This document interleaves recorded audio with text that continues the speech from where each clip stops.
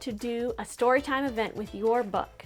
That is a great way to market your book, and I am going to tell you how to do it. Hi, I'm Charlotte Glaze. I'm an author and illustrator. This is my first picture book right here, Storm Trucks, that I published last year. And I have found that storytime events have been an excellent way to market my book. And I think you can learn how to market your book too. I also used to be a preschool teacher, so I have done a lot of storytime events. So I know exactly how to run a story time and how to help you run an awesome story time too. So why do you want to do a story time? I can tell you some really good reasons. One, they've been a great way to market my book and get it out into the community and find new audiences. They've also are a lot of fun. But most of all, you get to meet the kids that you write for and see their reactions firsthand. Also, you get to meet their caregivers, parents, grandparents, whoever brought them to the story time, so you can connect with them and they have the buying power to actually buy your book. Plus, you get to meet all these great owners and operators and librarians that you build relationships with, and later when you write more books, you can also connect with them again and do more events in the future. Before you begin, I want you to come up with a plan for your story time. I want you to know exactly what you're going to do first before you start contacting people, because that will make you confident and it will also help you feel prepared for any questions they might have. An important thing to know is how much time you're going to have to fill with your story time event. So there's different time frames for different age groups. I would say a story time for a preschool group is usually from 15 to 30 minutes long. A story time for an elementary school group would be from about 30 to 45 minutes long. And if you're doing a middle school or a high school group, that could be from 30 to 60 minutes long that you need to fill with content about your book. So that's a really long time. So I'm going to help you figure out exactly what to put in that time to help you have an awesome story time that the kids are going to remember and they're going to have fun participating in. Let's build your presentation. The first thing you want to do is start with your book. You need to look at the themes that are in your book. I think a key part of a storytime presentation is that it is not just about you, it is about the kids, it is about participation together with your audience. So we really need to come up with ideas that go along with our book that will tie in together into a nice, cohesive story time that all makes sense together. I will tell you how I did it with my book, Storm Trucks. So, Storm Trucks is about a little boy who is afraid of thunderstorms, and he uses his imagination to overcome that fear. He also has to help his puppy overcome his fear as well. So there are themes of fear, storms, imagination, kindness, and so there's trucks. There's also a lot of storm sounds in my book. So I took all of these ideas. Which of these would be a good theme for my story time that could make it clear what the story is about, but also help me have activities and songs and finger plays that will tie right in to this book. The theme that I picked was storm sounds. And so I took that theme and I could build activities off of that theme. I could do crafts related to that theme. I did finger plays related to that theme. And I have discussion questions that are related to that theme. So I took all of this and made it into a story time. And I'm going to show you how to do this for your book as well. But first, let's find out what makes a great story time. For a preschool age, you're going to want to do a listening time where they listen to your book, but that is not all you're going to have to do. You want to have time for them to wiggle, time for them to dance, time for them to sing, Time for them to move their fingers. So activities such as songs and dances and nursery rhymes, finger plays. So a finger play is something that you would do with your fingers while you say it. So like in mine, I did the itsy bitsy spider. So you're making the spider go up the spider web at the same time. That's a finger play. There's a lot of different ones. 5 little monkeys jumping on the bed, etc. So you have your theme, and then you can pick activities that go along with your theme. If you're doing an elementary school story time, for a school visit, you can do a lot more interaction. The kids are older, and so they will participate more, and they're used to participating more at school.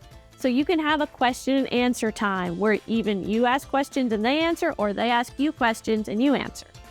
You can also do activities together, such as writing activities, or if you're an illustrator, illustration activities. They can draw along the main character, or they could write a new ending to the book.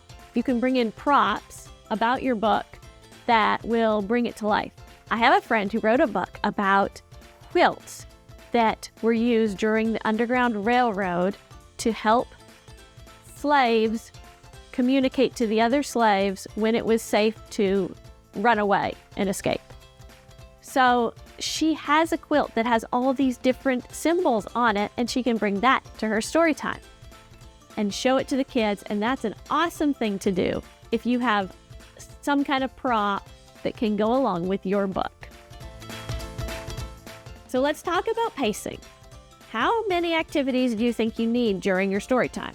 Well, it depends on the age of your audience. 2 and 3-year-olds love this book. So for a 2 to 3-year-old, their attention span is usually how many minutes old they are. So for a 3-year-old, their attention span on one activity is about 3 minutes long. If I have a 15-minute story time and they have a 3-minute attention span, I need to do 5 different activities for them to stay engaged and having fun and participating. If you have elementary school kids that are 8 years old, then they could do an activity for about 8 minutes before they can't focus anymore. So let's talk about your audience too. If you go to a bookstore or a library, you're going to have 2 audiences. You're going to have the caregivers and the kids.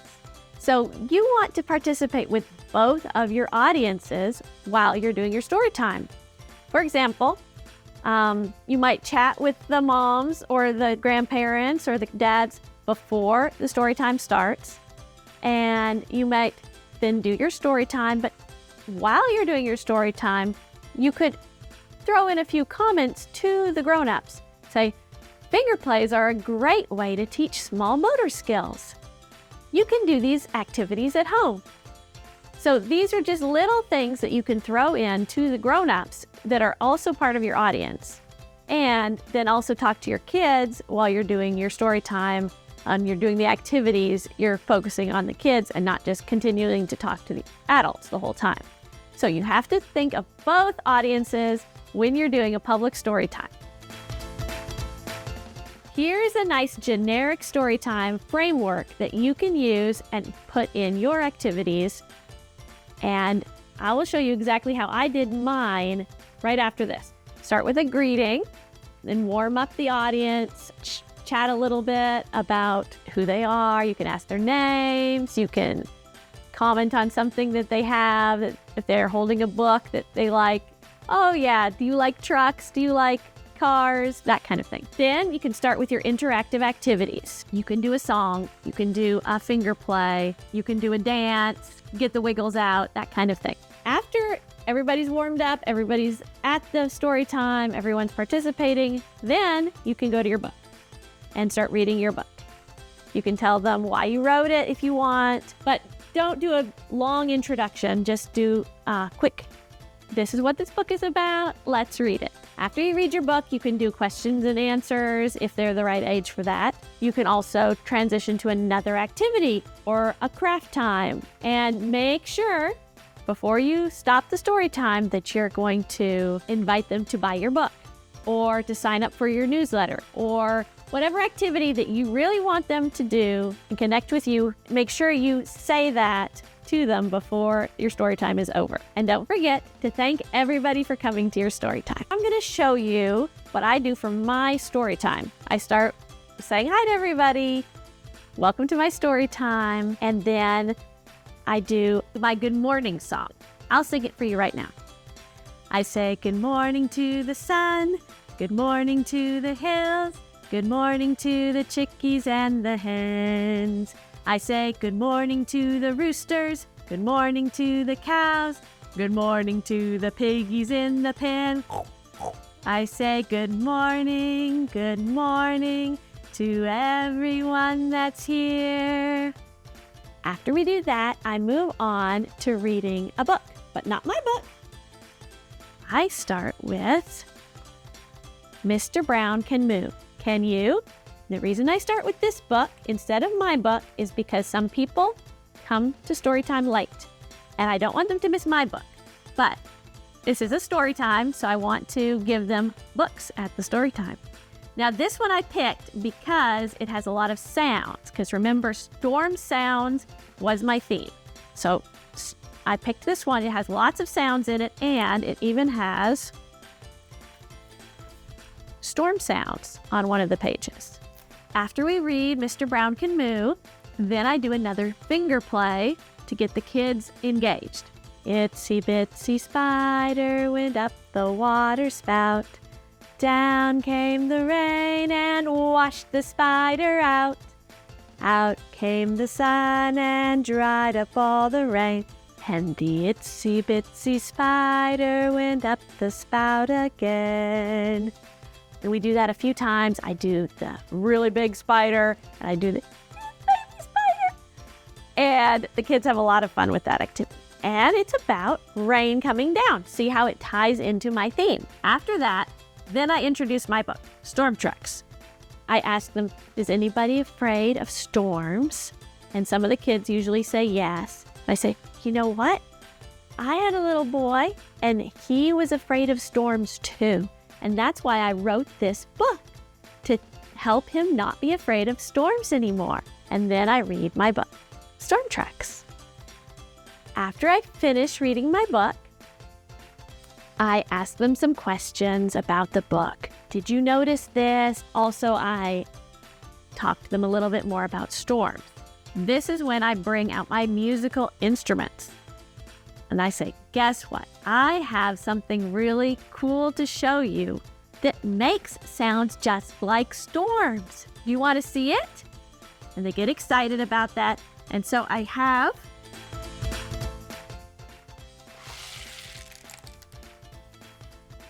a rain stick that I bring out, and my rains, and then I show them how it makes sound.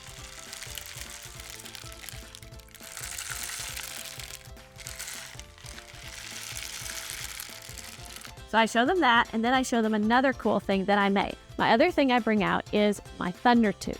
So what it is, it's a pipe with tape all on the one side of it and a door spring. And I made this from somebody's YouTube video that they had made. And what happens is, if I shake it, I have to stand up for this.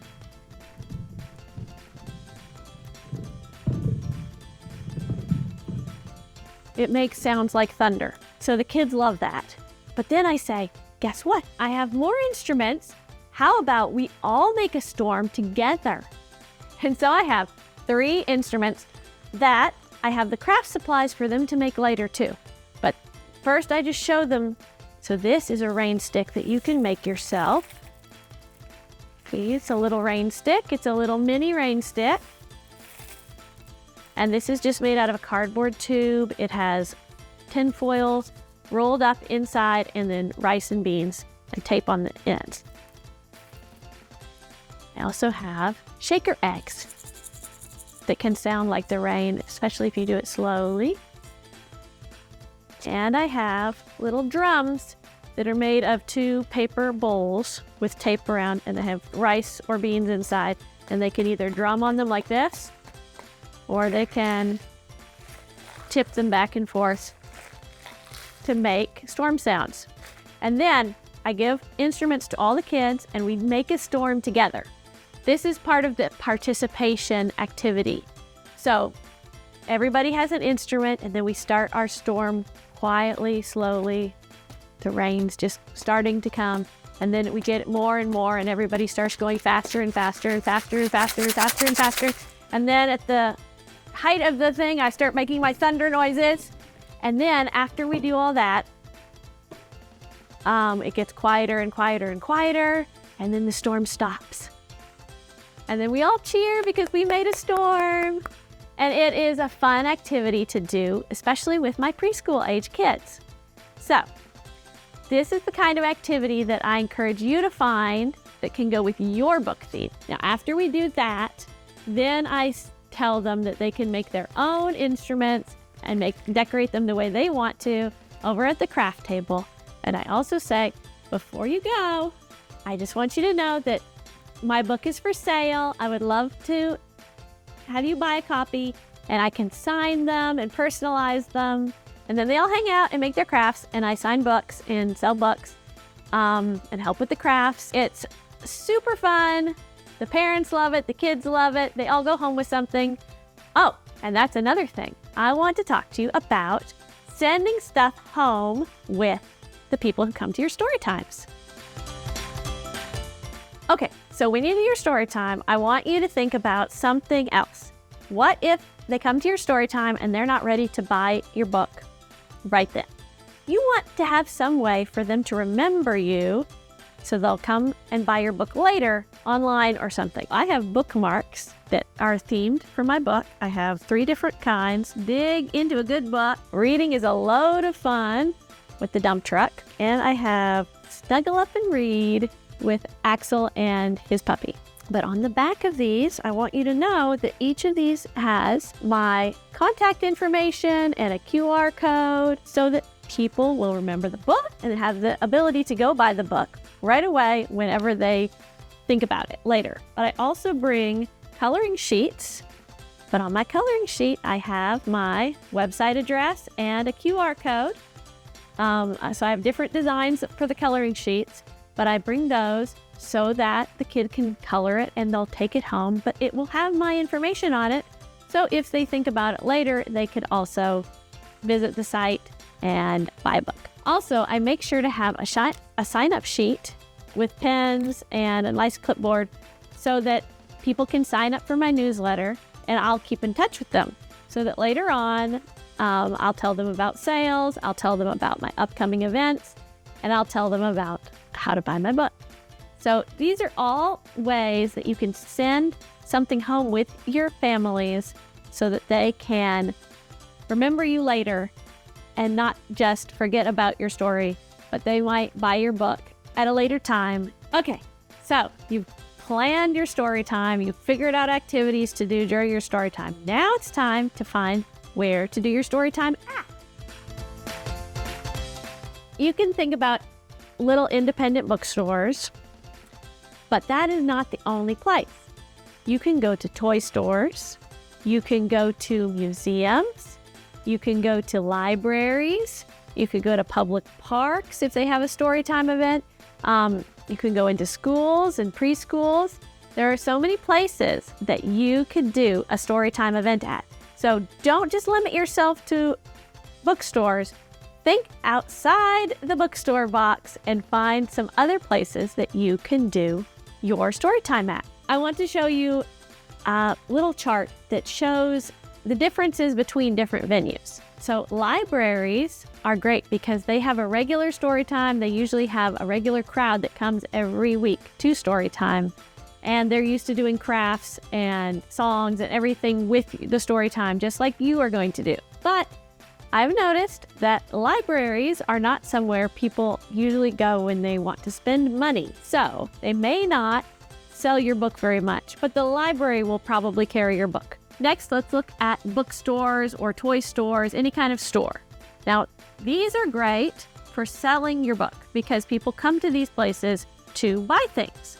And so they are completely prepared to spend money when they go into a store. They don't always have a big crowd that comes though. It depends on the store. Some stores have a really good regular audience for a story time if they do story times all the time. So it really depends on the venue, but I find in general bookstores have smaller audiences. Next, let's look at museums. Museums can be super cool and you get visibility in the community, but you kind of need to find the right kind of museum. Some museums do story times regularly, and that's great. That's where I've read before. They had me as a guest at one of their story times. So if you have a museum that ties into your book too, that would be a great place for you to contact and see if they will do a story time with you. Let's also look at schools. Schools are great because you could get bulk orders. You might sell a lot of books at a school event. But I have found that it's a lot harder to get into schools than into some of these other places. How do you schedule these events with the venue? What I do is I searched on Google Maps within how far I wanted to drive. Then I made a list of all the bookstores. I made a list of all the libraries. I made a list of toy stores or gift stores that I wanted to contact. And then I started emailing them. You can go in person and visit. I found that works really well for the ones that don't answer their emails. And you could call them. And what I do is I just introduce myself and I ask them if they're interested in an author storytime event. And a lot of the places that I actually get a hold of are very positive and encouraging and willing to set that up. If you go and visit a venue to ask, what you need to be prepared to do is have a book, copy, and leave it there for the manager to look at. Because a lot of times if the manager is not in, they are not going to schedule an event for a product that they have no idea if it's good or not. And so they want to make sure it's something that their store would actually sell. So you need to be willing to leave a copy. And in most cases, you can get this back if they choose not to do your event. A lot of times, if you leave a copy, they will take a look and want you to come and have an event there. I'm going to show you exactly the email that I send out as my general first contact with all of these bookstores. It goes like this. Hello, my name is Charlotte Glaze. I'm an Oklahoma children's book author illustrator. I'm reaching out to introduce my picture book Storm Trucks to you and explore the opportunity to have it featured on the shelves of, put in the bookstore name. I'm also interested in doing storytime events or other author events. Then I talk about my book. Storm Trucks features a young boy, Axel, who loves loud trucks but is scared of loud storms. When a thunderstorm booms and rumbles outside, Axel runs for cover. As he hides, Axel's imagination kicks in and he sees trucks in the sky making noises as they build. He meets bulldozer, dump truck, excavator, and crane, construction trucks that are working hard and building something during the storm.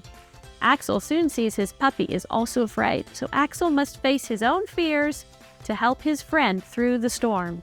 And together, they find a wonderful surprise at the end of their journey. Then you can put in any reviews or good things about your book. Storm Trucks has received glowing praise from readers, and I would love to provide you with a complimentary copy for review or discuss wholesale options. Additionally, I am available for book signings, storytime readings, and other in-store events to help promote the book and bring families to your store. Thank you for considering Storm Trucks for your inventory. I look forward to the possibility of working together to share this exciting story with your customers. Please feel free to reach out to me at, put my contact information, to discuss further. Warmly, Charlotte Glaze. So you can write an email that's very similar to this. Just remember to tell them for sure you want to do storytime events. Also, tell them about your book, and then give them all your contact information so they can get a hold of you, and just see how many will contact you, and you'll be having book events before you know it. After you book your storytime event, now you have to tell everybody about it. How do you tell everybody? Well, all the ways. You need to tell all your family and friends. You need to put it on your website. You need to tell your email newsletter people. You need to put it on social media. And don't be afraid to put it a few times because not everybody sees it every time you post. After your event, what should you do? Do some follow-up. You should thank the people who had you, the bookstore or the libraries. Just say a nice thank you for having me. You should also follow up with them later about having more books in their store or having another Storytime event. And just keep in touch every few months to keep that relationship alive. Let them know that you are still interested in helping with any author kind of events. And this is really good because you'll continue to build those relationships. And when you write more books, you'll still have those relationships going. Now I'm going to tell you 6 things not to do at your story time. Number 1, don't forget to double check your event. I drove an hour and a half to a book event and I hadn't checked up if they were still good with having the event and everything. It had been maybe a month since I had talked to them. I showed up at the event and the bookstore was shut down. I was so sad. Sad for them, sad for me, because I wasted all that time driving there for no reason. So don't be like me. Double check your event before you drive. Number 2, don't jump right in to reading your book. Now remember, I had some activities before I read my book. The reason I do that is because when you do an event, people will just walk by and say, oh, what is happening? I want to know. And you'll have a bigger audience. Plus, you want to let latecomers get in there. And you also want it to be one of the last things they think about when they remember your story time is your book. Don't read your book right away. Read something else or do some other activities and then save your book for near the end of your story time. Number 3, don't go in depth into the making of your book. Do that with your writer friends. Do that at your SCBWI meetings. Don't do it at your book event. The people who come to your book event don't want to know all the nitty-gritty details about making your book. What they want to know is it a good book? Is it fun? Do I like it? Number 4, don't rely on tech. If you go into a school, you might have a presentation on a computer that is part of your presentation. I would encourage you to not rely on that, to have a backup plan in case it doesn't work. Because I bet all of us have been to some kind of event or presentation and the technology broke and the person up there just couldn't move on. They just stood there and didn't know what to do. Don't be like that. Continue with your story time. Work around not having technology and be a good prepared story time presenter. Number 5, don't blame yourself if the audience size is small. A lot of these places, the venues you go to, have to reach out to their audience themselves. And if they don't help you, it's more their fault than your fault. You can't know everybody. And so don't blame yourself if the audience is small. That is their job to have an audience for you. And number 6, don't forget to ask people to buy your book. Just a simple, please buy my book. It's available today. I would be happy to sign it. That's all you have to say. But studies have shown that if you actually ask people to buy your book, they're much more likely to buy your book. I know it's super awkward to say, but do it. Just spit it out. Please buy my book. Practice with me. Please buy my book. Good job. Now let's talk about success. I want you to remember that success comes in different ways. Success for a book event might not be a huge crowd. It might be. I've had crowds of 50 people come to a book event. I've also had crowds of 1 family come to a book event. So, you might have a good crowd, you might have a bad crowd. What you need to know is there's other ways to say it's successful. One person might have bought your book. That's great. You might have encouraged one child to be more creative and try to write a book or draw pictures. That's awesome. A librarian might invite you back for another event. A bookstore might be willing to have you for other author events that are coming up. Your book is in the library or the bookstore now than it wasn't before. That's awesome. A parent signs up for your newsletter. Or another thing, if nothing else, you did something brave. You tried something new, and you grew as a person. I'm a children's book author. And in children's books, we're always encouraging kids to try new things, to be brave. And I think it's time for us as authors and illustrators to be brave too. We need to be brave and be willing to go and meet our audience and do a book event. You can start small. You can start one venue, one event, one time, and see how it goes. If you found this helpful, please like and subscribe to this channel, and I would be happy to make more videos like this. Please leave any questions or comments below, and I will answer those as soon as I can. Thank you so much. You are a great author.